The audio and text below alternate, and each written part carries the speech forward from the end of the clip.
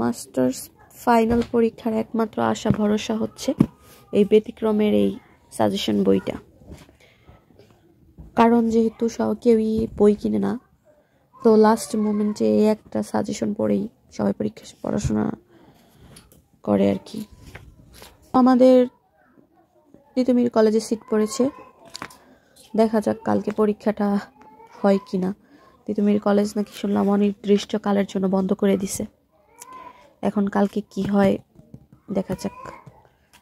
আসলে এরকম উদ্ভট টাইপের কথাবার্তা ওরা যা শুরু করছে, এগুলোর কারণে আসলে পড়াশোনা ঠিক মতো হচ্ছে না।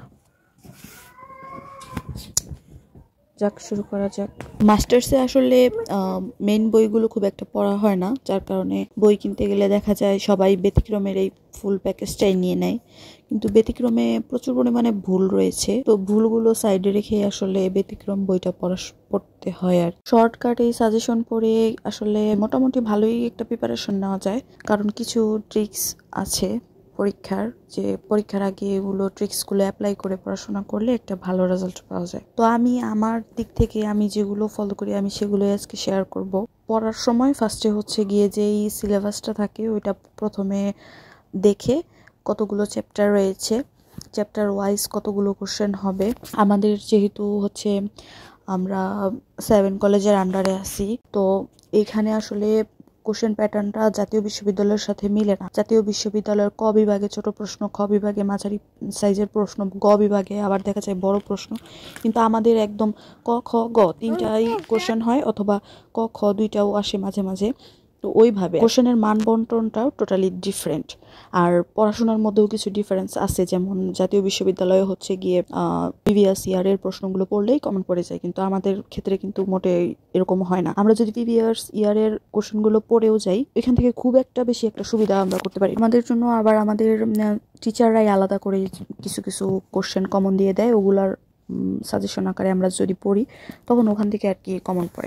যেই সব কোশ্চেনগুলো একটু কমন আছে, তো ওগুলো আগে ফাইন্ড আউট করি, তারপরে ওই কোশ্চেনের যে হেডলাইনগুলো আছে, যেই মানে মেইন পয়েন্টগুলো, ওগুলো পড়ে গেলেই হচ্ছে গিয়ে পারা যায়। কিন্তু এতগুলো পয়েন্ট তো আর পড়া পসিবল না। তো আমি যেটা করি আর কি, পরীক্ষার আগেই আমি ওই কোশ্চেনগুলোর সবগুলোর যে মেইন পয়েন্টগুলো আছে, তারপরে যেই সব সংখ্যাগুলো আছে, ওগুলো আলাদা করে আমি খাতায় লিখে নিই।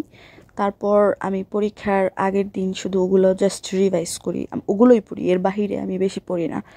কারণ বেশি পড়ার এটা আমরা মাস্টার্স পরীক্ষা দিতেছি যে আমাদের একটা ফার্স্ট ক্লাস লাগবে, আর হচ্ছে গিয়ে আমাদের একটা মোটামুটি ভালো একটা সিজিপিএ লাগবে, এছাড়া আর কিছু না। অনার্স মাস্টার্সে পড়তে এসে যেটা দেখলাম, যে আমরা যেমন প্রাইমারি স্কুলে যে প্রশ্নগুলো মুখস্থ করে করে পড়তাম, ঠিক সেম ধরনেরই আপনার মনে করেন সব কিছু মানে সেম একটা কোশ্চেন আসবে, একদম মুখস্থ অনুযায়ী লিখবেন।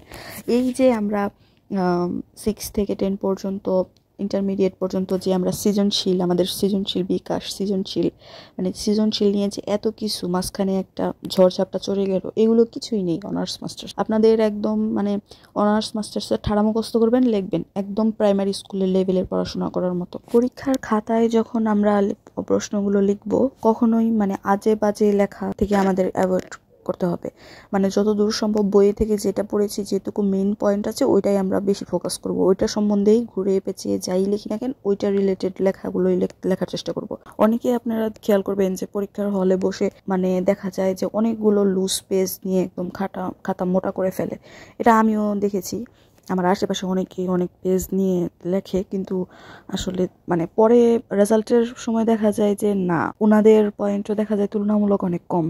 আসলে মেইন যেই কোশ্চেনের উত্তরটা চাইছে সেটাই কিন্তু পরীক্ষার খাতায় দিয়ে আসতে হবে। আবার ধরেন সাপোজ আপনার প্রশ্ন কমন পড়ে নাই, তো এখন কি করবেন? এখন যদি একেবারেই যদি কমন না পড়ে, তাহলে অবশ্যই সাদা খাতা অবশ্যই আপনারা অবশ্যই জমা দেওয়া থেকে বিরত থাকতে হবে। ওই সময় ওই রিলেটেড কোশ্চেনগুলাই মানে একটু ঘুরায় পেঁচে বানায়া হোক, তখন ওইখানে লিখতে হবে। কিন্তু সব কোশ্চেনে যদি বানায়া লেখা হয় তাহলে তো সমস্যা। মেইন টপিক, মেইন যে বিষয়টা থাকবে সেটা কোশ্চেনে অবশ্যই লিখে আসতে হবে। অনেক কথা বলে ফেললাম, ভুলভাল একটু ক্ষমা সুন্দর দৃষ্টিতে দেখবেন। ভিডিওটি ভালো লাগলে অবশ্যই লাইক কমেন্ট করবেন এবং সাবস্ক্রাইব করতে ভুলবেন না। থ্যাঙ্কস ফর ওয়াচিং এন্ড আসসালামু আলাইকুম এভরিওয়ান।